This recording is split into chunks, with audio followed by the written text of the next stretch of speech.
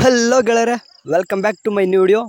ಒಂದು good news ಏನಪ್ಪ ಅಂತಂದರೆ BSc ನರ್ಸಿಂಗ್ ಸ್ಟೂಡೆಂಟ್ಸ್ಗೆ ಒಂದು ಗುಡ್ ನ್ಯೂಸ್ ಅಂತ ಇದೆ. ಏನಪ್ಪ ಅಂತಂದರೆ ಒಂದು ನಿಮ್ಮದು ಫೀಸ್ ಸ್ಟ್ರಕ್ಚರ್ ಅನ್ನೋದು ಬಿಟ್ಟಿದ್ದಾರೆ. ಅದನ್ನ ಬಿಟ್ಟರೆ ಯಾವುದೇ ಥರನಾದ ಬೆಳವಣಿಗೆ ಕಂಡಿಲ್ಲ. ಫೀಸ್ ಸ್ಟ್ರಕ್ಚರ್ ಬಿಟ್ಟಿದ್ದಾರೆ, ಬಟ್ ನೀವು ಸ್ವಲ್ಪ ಗಮನದಲ್ಲಿ ಇಟ್ಕೋಬೇಕು. ರಿಯಾಲಿಟಿನೇ ಬೇರೆ ಇದೆ. ಓಕೆ, ಈಗ ಫೀಸ್ ಸ್ಟ್ರಕ್ಚರ್ನ ಬಿಟ್ಟಿದ್ರೆ ಅದನ್ನ ಓಪನ್ ಮಾಡಿ ತೋರಿಸ್ತೀನಿ ನಿಮಗೆ ಏನೇನಿಲ್ಲ ಇದೆ. ರಿಯಾಲಿಟಿ ಏನಂತಂದ್ರೆ ಆ್ಯಕ್ಚುಲಿ ಏನಂತಂದರೆ ರಿಯಾಲಿಟಿ ಬೇರೆ ಇದೆ.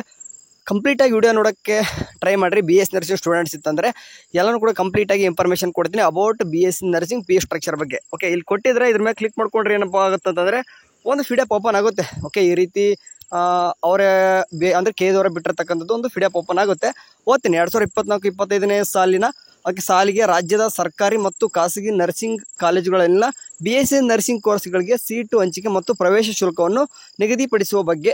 ಓಕೆ, ಡೈರೆಕ್ಟರ್ಗಳನ್ನು ಕೊಟ್ಟರೆ, ನೇಮ್ ಕೊಟ್ಟರೆ ಅಂತಂದರೆ ಫೀಸ್ ಸ್ಟ್ರಕ್ಚರ್ ಬಗ್ಗೆ ಏನು ಕೊಟ್ಟಿದ್ದಾರೆ ಅಂತ ವಿಷಯ ಇದೆ. ಒಂದು ಸ್ವಲ್ಪ ಓದ್ಕೊಂಡ್ಬಿಡಮ್ಮ, ಯಾಕಂತಂದರೆ ಓದ್ಕೊಳ್ಳಿಕ್ಕಂದ್ರೆ ಸ್ವಲ್ಪ ಅರ್ಥ ಆಗಲ್ಲ. ಸ್ವಲ್ಪ ಓದ್ಕೊಂಡು ನಿಮ್ಗೆ ಹೇಳ್ತೀನಿ ನಾನು ನಿಮಗೆ. ಓಕೆ, ನಿಮಗೆ ಇಲ್ಲಿ ಏನಪ್ಪ ಅಂತಂದರೆ ಇದಿಷ್ಟರಲ್ಲಿ ಏನು ಕಾಣಿಸುತ್ತೆ ಅಂತಂದರೆ ಕೆಲವೊಂದಿಷ್ಟು ಇನ್ಸ್ಟಿಟ್ಯೂಷನು, ಕೆಲವೊಂದಿಷ್ಟು ಸಂಘಗಳಂತ ಸೇರ್ಕೊಂಡ್ಬಿಟ್ಟು ಏನು ಮಾಡಿದ್ರು ಅಂತಂದರೆ 13/6/2024 ಏನು ಮಾಡಿದ್ರು ಅಂತಂದರೆ ಫೀಸ್ ಜಾಸ್ತಿ ಮಾಡ್ರಿ ಅಂತ ಏನೋ ಸಭೆ ಮಾಡಿದ್ದಾರಂತೆ. ಸೊ ಅದ್ರ ತಕ್ಕನಾಗಿ ಏನೆಲ್ಲ ಬೆಳವಣಿಗೆ ಆಯ್ತು ಅಂತಂದ್ರೆ ಇದರಲ್ಲಿ ಕೊಟ್ಟಿದ್ದಾರೆ. ಸೊ ಅದೇ ರೀತಿಯಾಗಿ ಎಷ್ಟೆಷ್ಟು ಪರ್ಸೆಂಟ್ ನಿಮ್ಗೆ ಅರ್ಥ ಮಾಡ್ಕೋಬೇಕು ಕರೆಕ್ಟಾಗಿ.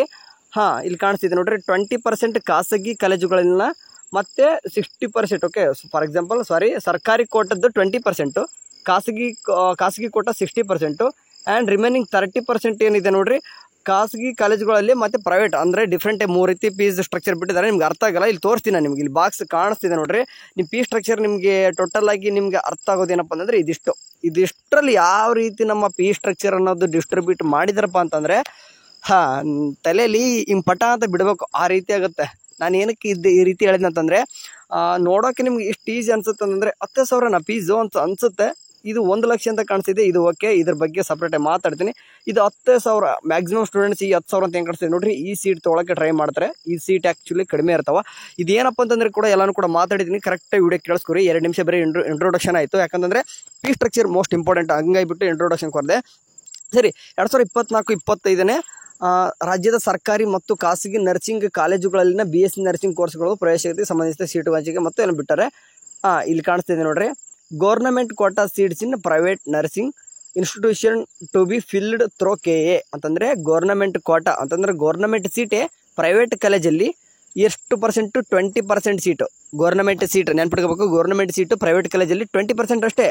Remaining private quota seats in private nursing students. ಅಂದರೆ ಯಾವ ರೀತಿ ಕೊಟ್ಟಾರೆ ನೋಡಿ, ಹೇಳೋಕ್ಕೆ ನಗು ಬರ್ತಪ್ಪ ಒನ್ ಟೈಮ್ ನಮಗೆ. ಅಂತಂದರೆ ಇದನ್ನೊಂದು ಟೈಮ್ ಬೇರೆ ಕೊಟ್ರೆ, ಇಲ್ಲ ನೋಡ್ರಿ ಮ್ಯಾನೇಜ್ಮೆಂಟ್ ಕೋಟಾ ಮತ್ತು private quota seats in private nursing. Okay, private nursing institutions ಅಂತ ಅರ್ಥ ಮಾಡ್ಕೋರಿ. ಎರಡೂ ಒಂದೇ ರೀತಿ. ಅಂದರೆ ಇಲ್ಲಿ 60% ಡಿಸ್ಟ್ರಿಬ್ಯೂಟು, 20% ಅಂದರೆ 80% ಒಂದೇ ಫೀಸ್ ಅಂತ ಅರ್ಥ. ಇಲ್ಲಿ ಹೇಳ್ಕೊಳಕ್ಕೆ ಇಷ್ಟು ಕೊಟ್ಟವ್ರೆ. ಓಕೆ, ಇಲ್ಲಿ ಏನಂತಂದರೆ government seats in government college 20%, government seat private ಕಾಲೇಜಲ್ಲಿ ಗೌರ್ನಮೆಂಟ್ ಸೀಟು 20%, ರಿಮೈನಿಂಗ್ 80% ಮ್ಯಾನೇಜ್ಮೆಂಟ್ ಸೀಟೇ. ಓಕೆ, ಅರ್ಥ ಆಯ್ತಾ? ಅಂದರೆ 100 ಸೀಟ್ಸ್ ಇದು ಅಂತ ಅನ್ಕೋರಿ. ಯಾವುದಾದ್ರೂ ಒಂದು ಪ್ರೈವೇಟ್ ಕಾಲೇಜಲ್ಲಿ 100 ಸೀಟ್ಸ್ ಇದು ಅಂತಂದರೆ 20 ಸೀಟ್ಸ್ ಅಷ್ಟೇ ಗೌರ್ನಮೆಂಟ್ ಸೀಟ್ ಆಗಿರ್ತಾವ. ಓಕೆ, ಅಂತಂದರೆ 20%, ಒಂದು 20 ಜನಕ್ಕೆ ಅಷ್ಟೇ ಏನಾಗುತ್ತೆ, ಅಲ್ಲಿ ಫೀಸ್ ಕಡಿಮೆ ಇರ್ತೈತೆ. ರಿಮೈನಿಂಗ್ 80 ಜನ ಏನಿರ್ತಾರೋ ಅಂತಂದರೆ 80% ಜನ ಏನಾಗ್ತಿರೋ ಎಲ್ಲರೂ ಕೂಡ ಪ್ರೈವೇಟ್. ಅಂದರೆ ಒಂದು ರೀತಿ ಮ್ಯಾನೇಜ್ಮೆಂಟ್ ಸೀಟ್ ಅಂತಲೇ ಅರ್ಥ. ಓಕೆ, ಮ್ಯಾನೇಜ್ಮೆಂಟ್ ಸೀಟ್ ಅಂತಲೇ ಅರ್ಥ ಅದು. ನಿಮ್ಗೆ ಇವಾಗ ಹೇಳೋಕ್ಕೆ ಅರ್ಥ ಮಾಡ್ಸೋಕ್ಕೆ ಬರ್ತೀನಿ ನಾನು ಇವಾಗ ಇಲ್ಲಿ ಕೊಟ್ಟರು ನೋಡಿ ಫೀಸ್ ಬಗ್ಗೆ ಎಷ್ಟು ಮಜಾ ಐತೆ ಅಂತಂದರೆ. ಸರಿ, ಇವಾಗ ಒಂದು ಕಾಣಿಸ್ತಿದೆ ನೋಡ್ರಿ, ಇಲ್ಲಿ government quota seats in government college. ಇದು ಎಲ್ಲರೂ ಕೂಡ ಕ್ಲಿಯರಾಗಿ ಅರ್ಥ ಆಗುತ್ತೆ. ಅಂತಂದರೆ ಗೌರ್ನಮೆಂಟ್ ಕಾಲೇಜಲ್ಲಿ ಗೌರ್ಮೆಂಟ್ ಸೀಟ್ ಬಿಟ್ಟರೆ ಬೇರೆ ಯಾವುದೇ ಥರನಾದ ಪ್ರೈವೇಟ್ ಸೀಟ್ ಇರಲ್ಲ. ಅಂತಂದರೆ ಡೈರೆಕ್ಟಾಗಿ ಅಡ್ಮಿಷನ್ ಮಾಡ್ಸ್ಕೊತೀನೋ ಅಥವಾ ಥ್ರೋನೇ ನಾವು ಪ್ರೈವೇಟ್ ಸೀಟ್ ತೊಗೊಳಕ್ಕೆ ಅಂತ ಬರಲ್ಲ. ಗೌರ್ಮೆಂಟ್ ಕಾಲೇಜಲ್ಲಿ ಗೌರ್ಮೆಂಟ್ ಸೀಟ್ ಓನ್ಲಿ. ಅಂತಂದರೆ ಅದು ಫೀಸ್ 10,000 ಕೊಟ್ಟವ್ರೆ. ಫೀಸ್ 10,000 ಅಂತ ಕೊಟ್ಟರೆ 10,000 ಇರಬೇಕಂತ ಏನಿಲ್ಲ. ಆಲ್ಮೋಸ್ಟ್ ನೋಡ್ರಿ ಎಲ್ಲ ಕಾಲೇಜಲ್ಲಿ 15,000 ಅಂದರೆ 17,000 ಮೇಲೆ ಅಂತೂ ಯಾವ ಕಾಲೇಜಲ್ಲೂ ತೊಗೊಳಲ್ಲ. ಗೌರ್ಮೆಂಟ್ ಕಾಲೇಜಲ್ಲಿ ಅದ್ರ ಬಗ್ಗೆ ನಾನು ಮಾತಾಡೋಕೆ ಹೋಗಲ್ಲ. Government college is best for fees ಬಗ್ಗೆ ಮಾತಾಡೋದಂತಂದರೆ ಅದೆಷ್ಟು ತೊಗೋಬೇಕು ಅಷ್ಟು ತೊಗೊಳ್ತಾರೆ. ಅಂತಂದರೆ 10,000 ಏನಪ್ಪ ಅಂತಂದರೆ ಯೂನಿವರ್ಸಿಟಿ ಕಟ್ತಾರೆ. ರಿಮೈನಿಂಗ್ 5,000 ಕಾಲೇಜ್ ಇಂಪ್ಲಿಮೆಂಟೇಷನು ಅಥವಾ ನಿಮ್ದು ಎಲ್ಲನೂ ಕೂಡ ಫಸ್ಟ್ ಬಂದಿರ್ತಾರೆ. ಅದೆಲ್ಲನೂ ಕೂಡ 15,000 ತೊಗೋಬೋದು. ಮ್ಯಾಕ್ಸಿಮಮ್ 17,000 ಅದಕ್ಕಿಂತ ಹೆಚ್ಚು ಹೋಗಲ್ಲ. ಗೌರ್ಮೆಂಟ್ ಕಾಲೇಜಲ್ಲಿ ಇಷ್ಟೇ. ನೆಕ್ಸ್ಟ್ ಇಲ್ಲಿ ಮಜಾ ಇದೆ ನೋಡಿ ಮಾತಾಡೋಕ್ಕೆ. Government quota seats in private colleges 20%. ಇಲ್ಲಿ ಏನು ಕಾಣಿಸ್ತಿದೆ ನೋಡ್ರಿ, ಇದು ಗೌರ್ಮೆಂಟ್ ಕ್ವಾಟಾ ಅಂತ ಇಲ್ಲಿ ಕೊಟ್ಟರೆ, ಇಲ್ಲಿ ಪ್ರೈವೇಟ್ ಕ್ವಾಟಾ ಅಂತ ಕೊಟ್ಟವ್ರೆ. ಸಾರಿ ಇಲ್ಲಿ ಕಾಣಿಸ್ತಿದೆ ನೋಡ್ರಿ, ಮ್ಯಾನೇಜ್ಮೆಂಟ್ ಸೀಟ್ ಅಂತ 20% ಅಂತ ಕೊಟ್ಟು, ಇಲ್ಲಿ government quota seats in private college ಯಾವ ರೀತಿ ಡಿಸ್ಟ್ರಿಬ್ಯೂಷನ್ ರೀ 20% ಅಂತ ಕೊಡೋದು. ಇಲ್ಲಿ ನೋಡಿದ್ರೆ ಇದೆಲ್ಲ ಕೊಟ್ಟವ್ರೆ, ಇಲ್ಲಿ ನೋಡಿದ್ರೆ ಏನೇನೋ ಕೊಟ್ಟವ್ರೆ. ಅರ್ಥ ಮಾಡ್ಕೋಬೇಕು ಅಂತಂದರೆ ಗೌರ್ಮೆಂಟ್ ಕ್ವಾಟಾ ಅಂತಂದರೆ 20% ಏನು ಬಂದೈತೆ ನೋಡ್ರಿ. ಗೌರ್ಮೆಂಟ್ ಸೆಟ್ ಇಲ್ಲೇ ಕಾಣಿಸ್ತಿದೆ ನೋಡ್ರಿ, ಗೌರ್ಮೆಂಟ್ ಸೀಟ್ ಇನ್ ಪ್ರೈವೇಟ್ ಕಾಲೇಜಲ್ಲಿ 20% ತೊಗೊಳ್ತಾ ಇದ್ದಾರೆ. ಒಂದು ಅರ್ಥ ಮಾಡಿಸ್ಬಿಡ್ತೀನಿ, ಗೌರ್ಮೆಂಟ್ ಕಾಲೇಜಲ್ಲಿ ಗೌರ್ಮೆಂಟ್ ಸೀಟ್ ತೊಗೊಳಕ್ಕೆ 10,000 ಅಂತಂದರೆ 15,000 ಆಗುತ್ತೆ ಅಂತ ಹೇಳಿದೆ. 15,000 ಮ್ಯಾಕ್ಸಿಮಮ್ಮು. ಇಲ್ಲಿ government quota seats in private ಕಾಲೇಜಲ್ಲಿ 20%. ಮತ್ತು ಇವು ಎಲ್ಲ ಎಲ್ಲಿ ಹೌದಲ್ವಾ ಅರ್ಥ ಮಾಡ್ಕೋರಿ. 60% 20% ಅನ್ನೋದು ಎಲ್ಲಾದರೂ ಕೊಟ್ಟವ್ರ? ಇಲ್ಲಿ ಮ್ಯಾನೇಜ್ಮೆಂಟ್ ಸೀಟ್ ಕೊಟ್ಟಾರ, ಹಂಗೆ 20% ಎಲ್ಲಿ ಹೋಯ್ತು? ಸೊ ಇದನ್ನ ನಾನು ಮಾತಾಡ್ತಿದ್ದೀನಿ ಅಂತಂದರೆ 2 ಸೇರಿ ಒಮ್ಮೆಲೆ ಕೊಡಬಿಟ್ಟು ಏನಕ್ಕೆ ಈ ರೀತಿ ಕೊಟ್ಟರು ಅಂತ ಮಾತಾಡ್ತಿದ್ದೀನಿ, ಅದನ್ನ ಬಿಟ್ಟರೆ ಏನಿಲ್ಲ. ಸರಿ, ಇವಾಗ 20% ಇದೆಯಪ್ಪ. 20% ಅಂತ ಅಂದ ತಕ್ಷಣ ಗೌರ್ಮೆಂಟ್ ಸೀಟಿನ ಪ್ರೈವೇಟ್ ಕಾಲೇಜಲ್ಲಿ ಸಿಕ್ಕರೆ 10,000 ಇರ್ತಾ? ನೋ, ಇದು ಅರ್ಥ ಮಾಡ್ಕೋರಿ. 10,000 ಅಂತ ಕೊಟ್ಟರೆ 10,000 ದೇವರಾಣೆಗೆ ಯಾವ ಕಾಲೇಜಲ್ಲಿ ತೊಗೊತಾನೆ ಅಂತಂದರೆ ಗೌರ್ಮೆಂಟ್ ಸೀಟ್ನ ಪ್ರೈವೇಟ್ ಕಾಲೇಜಿಗೆ ಓದಿ ಅಂತ ಅನ್ಕೋರಿ. 10,000 ಯಾರು ತೊಗೊತಾರೆ ರೀ? ದೇವರಾಣೆ ತೊಗೊಳಲ್ಲ. ಫೀಸ್ ಬಗ್ಗೆ ಮಾತಾಡ್ಬಿಡ್ತೀನಿ. ಓಕೆ, ಈ ಗೌರ್ಮೆಂಟ್ ಸೀಟೇ ನಿಮ್ಮ ಪ್ರೈವೇಟ್ ಕಾಲೇಜಲ್ಲಿ ಸಿಕ್ಕರೆ 50,000ವರೆಗೂ ಕೂಡ ಬರ್ತದೆ. ಒಂದೊಂದು ಕಾಲೇಜಲ್ಲಿ 60,000 ಕೂಡ ತೊಗೊಂಡಿದ್ದಾರೆ, ಒಂದೊಂದು ಕಾಲೇಜಲ್ಲಿ 70,000 ತೊಗೊಂತಾರೆ. ಇಲ್ಲಿ ಕೊಡೋದೆಷ್ಟು ಬರೀ 10,000 ಕೊಟ್ಟಿದ್ದಾರೆ. ನಿಮ್ಗೆ ಆಲ್ಮೋಸ್ಟ್ ಎಲ್ಲರೂ ಕೂಡ ಇಲ್ಲೇ ಅಲಾಟ್ಮೆಂಟ್ ಆಗುತ್ತೆ. ಓಕೆ, ಇಲ್ಲಿ ಕೂಡ ಅಲಾಟ್ ಅಲ್ಲ, ಇಲ್ಲಿ ಒಂದೇ ಅಲಾಟ್ ಆಗೋದು. 10,000 ಅಂತ ಕಾಣಿಸ್ತಿದೆ, ಇಲ್ಲೇ ಅಲಾಟ್ ಆಗುತ್ತೆ. ಬಟ್ 10,000 ಅಂತ ಏನಕ್ಕೆ ಕೊಡ್ತಾರೆ? 10,000 ಇದು ಯೂನಿವರ್ಸಿಟಿಗೆ ಅಷ್ಟೇ, ನೆನ್ಪಿಟ್ಕೋರಿ. ಯೂನಿವರ್ಸಿಟಿಗೆ ಅಷ್ಟೇ. ರಿಮೈನಿಂಗ್ ಕಾಲೇಜಲ್ಲಿ ಕೇಳ್ತಾರೆ. ಕಡಿಮೆ ಅಂದರೂ ಕೂಡ ಎಂಥ ಕಡಿಮೆ ತೊಗೊತಾನಪ್ಪ ನಿಮ್ಮ ಪ್ರೈವೇಟ್ ಕಾಲೇಜಲ್ಲಿ, ನಿಮ್ಗೆ ಏನಾದರೂ ಗೌರ್ಮೆಂಟ್ ಸೀಟ್ ಸಿಕ್ಕರೂ ಕೂಡ ಕಡಿಮೆ ಅಂದರೂ ಕೂಡ 30-35,000 ತೊಗೊತಾನೆ. ಕಡಿಮೆ ಅಂದ್ರೆ ನಾನು ಹೇಳ್ತಿದ್ದೀನಿ, ಅದಕ್ಕಿಂತಲೂ ಕಡಿಮೆ ಅಂತೂ ಎಲ್ಲೂ ತೊಗೊಳ್ಳಲ್ಲ. ಮ್ಯಾಕ್ಸಿಮಮ್ ಅಂತಂದರೆ 70,000-80,000ವರೆಗೂ ಕೂಡ ತೊಗೊತಾರೆ. ನೀವು 50,000 ಅಂತ ರೆಡಿ ಇಟ್ಕೋರಿ. ಆಲ್ಮೋಸ್ಟ್ ಎಲ್ಲರೂ ಕೂಡ ಈ ಕ್ವಾಟಾದಲ್ಲಿ ಸೀಟ್ ಸಿಗುತ್ತೆ ಅಂತ ಹೇಳಿದೆ.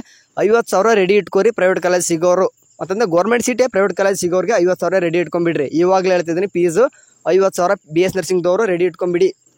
ಹ್ಯಾಂಡ್ ನೆಕ್ಸ್ಟ್ ಇಲ್ಲೊಂದು ಕೊಟ್ಟವ್ರೆ, ಮ್ಯಾನೇಜ್ಮೆಂಟ್ ಕ್ವಾಟಾ ಸೀಟ್ಸ್ ಅಂತಂದರೆ ಡೈರೆಕ್ಟು ಅಡ್ಮಿಷನ್ ಮಾಡ್ಸಂಗೆ ಬಿಟ್ಟಿಲ್ಲ, ಅದನ್ನು ಕೂಡ ಕೇತ್ರವನ್ನ ಇಟ್ಟವ್ರೆ. ಈಗ ಏನಾಗುತ್ತೆ ಅಂತಂದರೆ ಈಗ ಆಪ್ಷನ್ ಎಂಟ್ರಿ ಮಾಡ್ತೀರಾ, ಆಪ್ಷನ್ ಎಂಟ್ರಿ ಮಾಡುವಾಗ ಕನ್ಫ್ಯೂಸ್ ಆಗೋಕ್ಕೋಸ್ಕರ GP ಅಂತ ಕೊಡ್ತಾರೆ. ಅಪ್ಪಿ ನಿಮ್ಗೆ ಏನಾದರೂ ಆಪ್ಷನ್ ಎಂಟ್ರಿ ತಪ್ಪು ಮಾಡಿ GP ಅಂತ ಅಲರ್ಟಾಗಿ ಯಾವುದಾದ್ರೂ ಕಾಲೇಜ್ ಅಲಾಟ್ಮೆಂಟ್ ಆದರೆ ಇನ್ ಕೇಸ್ ಕೆಲವೊಂದಿಷ್ಟು OPN ಅಂತಲೂ ಬರ್ತದೆ, OPN ಅಂತ ಬರ್ತದೆ, GP GG ಕನ್ಫ್ಯೂಸ್ ಆಗಿ ತಲೆ ಕೆಟ್ಟು ಬೀಳ್ಬೇಕು ನಾವು. ಅಷ್ಟರ ಮಟ್ಟಿಗೆ ನಮಗೆ BS ನರ್ಸಿಂಗ್ದವ್ರಿಗೆ ಒಂದು ಆಪ್ಷನ್ ಎಂಟ್ರಿ ಬಿಡ್ತಾರೆ. ಸರಿ, ಇವಾಗ ಈ ಕ್ವಾಟಾದಲ್ಲಿ ಏನಾದರೂ ಅಲಾಟ್ಮೆಂಟ್ ಆಯಿತು, 1 ಲಕ್ಷ ಯಾರಿಗೆ ಕರ್ನಾಟಕದಲ್ಲಿರೋರಿಗೆ, ಇನ್ ಕೇಸ್ ಫ್ರಮ್ ನಾನ್ ಡೊಮಿಷಿಯಲ್ ಅಂತಂದು 1,40,000 ಇವರು ಡೈರೆಕ್ಟ್ ಅಡ್ಮಿಷನ್ ಮಾಡಿಸಿದ್ರು ಕೂಡ ನಡೀತದೆ ಒಂದೊಂದು ಕಾಲೇಜಲ್ಲಿ. ಸಿಂಪಲಾಗಿ ಹೇಳ್ಬಿಡ್ತೀನಿ ಫೀ ಸ್ಟ್ರಕ್ಚರ್ ಬಗ್ಗೆ. ಗೌರ್ಮೆಂಟ್ ಕಾಲೇಜ್ ಸಿಕ್ತಂತಂದರೆ ನಿಮಗೆ 15,000 ಅನ್ಕೋರಿ. ಇನ್ ಕೇಸ್ ಪ್ರೈವೇಟ್ ಕಾಲೇಜ್ ಏನಾದರೂ ಸಿಕ್ಕರೆ ಅದು ಗೌರ್ಮೆಂಟ್ ಸೀಟ್ ಆಗಿರಬೇಕು, ಅದು GG ಆಗಿರಬೇಕು. ಹಂಗಿದ್ರೆ ಮಾತ್ರ 50,000 ಆಜುಬಾಜು ಆಗುತ್ತೆ. ಓಕೆ, ಇನ್ ಕೇಸ್ ಅಪ್ಪಿ GP ಅಥವಾ OPN ಅಂತ ಏನೇನೋ ಬರ್ತದಲ್ಲಿ ಅದೇನಾದರೂ ಅಲಾಟ್ಮೆಂಟ್ ಆಯಿತು, ನೀವು ಕೂಡ ಮ್ಯಾನೇಜ್ಮೆಂಟ್ ಸೀಟ್ ಸಿಕ್ಕಂಗೆ ಅಂತಂದರೆ ನೀವು ಇಲ್ಲಿ ಪಾರ್ಟಿಸಿಪೇಟ್ ಮಾಡೋದು ಕೂಡ ವೇಸ್ಟ್. ಡೈರೆಕ್ಟು ಅಡ್ಮಿಷನ್ನೇ ಮಾಡಿಸ್ಕೋಬೋದಿತ್ತಲ್ವ 1 ಲಕ್ಷ ಕೊಟ್ಟುಬಿಟ್ಟು. ಲೈಕ್ ಇಲ್ಲಿ 1 ಲಕ್ಷ ಅಂತ ಕೊಟ್ಟವ್ರೆ, 1 ಲಕ್ಷ ತೊಗೋಬೇಕಂತೇನಿಲ್ಲ. ಅಲ್ಲಿ ಇನ್ನೂ ಕೂಡ ಕಾಲೇಜಲ್ಲಿ ಕೇಳ್ತಾರೆ, ಇನ್ನೊಂದು 10,000 ಕೇಳ್ತಾರೆ. ಅಲ್ಲಿ 1 ಲಕ್ಷ 10,000 15,000 ಕೇತ್ರ ಹೋಗಿಬಿಟ್ಟು ಅಡ್ಮಿಷನ್ ಮಾಡಿಸ್ಕೊಳ್ಳೋ ಅವಶ್ಯಕತೆ ಏನಿದೆ? ಮೀನ್ಸ್ ಅಂತಂದರೆ ಈಗ ಇನ್ನೊಂದು ಬರ್ತದೆ.